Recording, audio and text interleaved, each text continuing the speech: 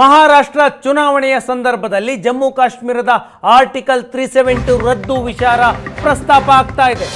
ಮಹಾರಾಷ್ಟ್ರದ ಚುನಾವಣೆಯಲ್ಲಿ ಜಮ್ಮು ಕಾಶ್ಮೀರ ವಿಧಾನಸಭೆಯಲ್ಲಿ ಆದಂತಹ ಗಲಾಟೆಯ ಚರ್ಚೆ ಆಗ್ತಾ ಇದೆ. ಆರ್ಟಿಕಲ್ 370 ಮರುಜಾರಿಯಾಗಬೇಕು ಅಂತ ನಿರ್ಣಯವನ್ನು ಅಂಗೀಕರಿಸಲಾಗಿದೆ. ಜಮ್ಮು ಕಾಶ್ಮೀರದ ವಿಧಾನಸಭೆಯಲ್ಲಿ ಬಿಜೆಪಿ ಅದನ್ನ ವಿರೋಧ ಮಾಡ್ತಾ ಇದೆ.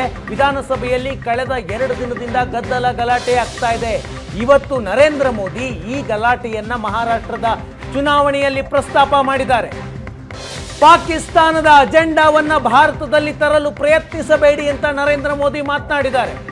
ಆರ್ಟಿಕಲ್ 370ಯನ್ನ ಮರು ಜಾರಿ ಮಾಡುವ ನಿಮ್ಮ ಕನಸು ಈಡೇರಲ್ಲ ಅಂದಿದ್ದಾರೆ ಮೋದಿ.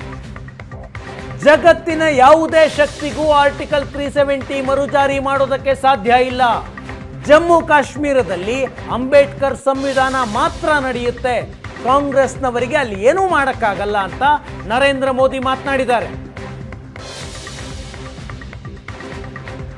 कांग्रेस और यहां अगाड़ी वाले लोगों से कहना चाहता हूं, पाकिस्तान के एजेंडे को देश में बढ़ावा देने की कोशिश मत करो. कश्मीर को लेकर अलगाववादियों की भाषा मत बोलो. याद रखो, तुम्हारे ये मंसूबे कामयाब नहीं होंगे.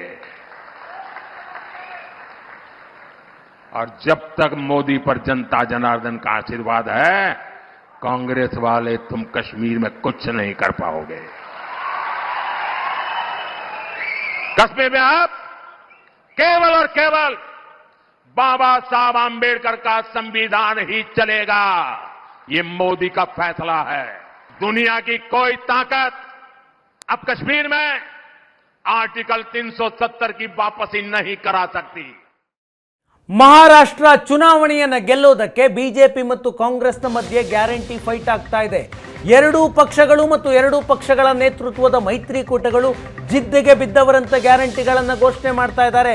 ಕಾಂಗ್ರೆಸ್ನ ಗ್ಯಾರಂಟಿಯನ್ನ ಯಾವ ಪಕ್ಷ ಟೀಕೆ ಮಾಡ್ತಾ ಇತ್ತು ಅಂದ್ರೆ ಬಿಜೆಪಿ ಅವರೇ ಗ್ಯಾರಂಟಿಗಳನ್ನು ಘೋಷಣೆ ಮಾಡಿದ್ದಾರೆ.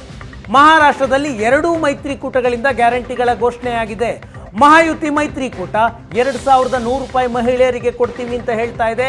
ಕಾಂಗ್ರೆಸ್ ನೇತೃತ್ವದ ಮಹಾವಿಕಾಸ್ ಆಘಾಡಿ ನಾವು 3000 ಕೊಡ್ತೀವಿ ಅಂತ.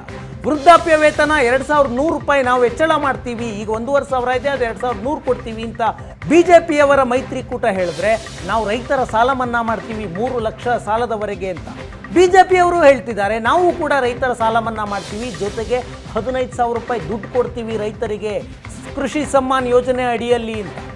25 ಲಕ್ಷ ಉದ್ಯೋಗವನ್ನು ಸೃಷ್ಟಿ ಮಾಡ್ತೀವಿ, ಜೊತೆಗೆ 10 ಲಕ್ಷ ವಿದ್ಯಾರ್ಥಿಗಳಿಗೆ ತಿಂಗಳಿಗೆ 10,000 ರೂಪಾಯಿ ಟ್ಯೂಷನ್ ಫೀಸ್ ಕೊಡ್ತೀವಿ ಅಂತ ಬಿಜೆಪಿ ಹೇಳ್ತಾ ಇದೆ.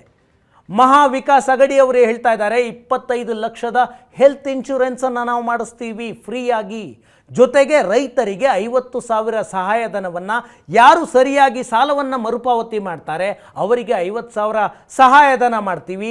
ನಿರುದ್ಯೋಗಿ ಯುವಕರಿಗೆ 4,000 ರೂಪಾಯಿ ಭತ್ಯೆಯನ್ನು ಕೊಡ್ತೀವಿ ಅಂತ ಕಾಂಗ್ರೆಸ್ ನೇತೃತ್ವದ ಮೈತ್ರಿಕೂಟ ಕೂಡ ಭರವಸೆಯನ್ನು ಕೊಟ್ಟಿದೆ.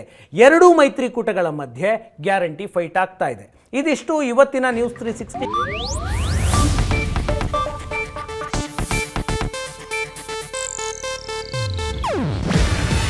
ಇದು ಏಷ್ಯಾನೆಟ್ ನ್ಯೂಸ್ ನೆಟ್ವರ್ಕ್ ಪ್ರಸ್ತುತಿ. ನೀವು ನೋಡ್ತಿದ್ದೀರಾ ಏಷ್ಯಾನೆಟ್ ಸುವರ್ಣ ನ್ಯೂಸ್.